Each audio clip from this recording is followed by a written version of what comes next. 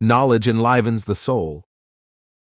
He who has 1,000 friends has not a friend to spare, and he who has one enemy will meet him everywhere. The most complete gift of God is a life based on knowledge. Patience is of two kinds: patience over what pains you, and patience against what you covet. The tongue is the key to the heart. The cure of the disease of the heart is in repentance and seeking protection. To become learned, each day add something. To become enlightened, each day drop something. He who does not have forbearance has nothing. Beware, lest your heart be a sponge for sins. A person might be convinced in his mind about the necessity of doing certain things, but he can only attain the virtue of doing them when he performs them.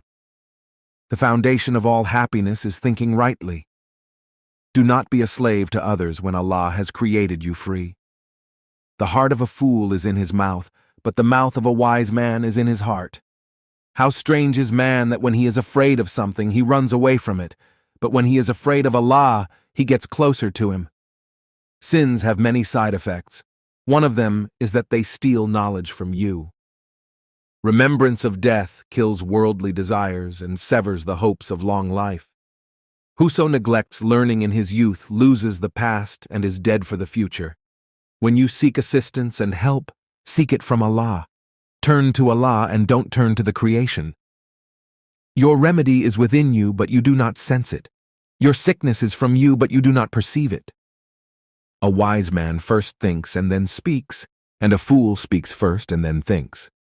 Be a good person, but don't waste time proving it.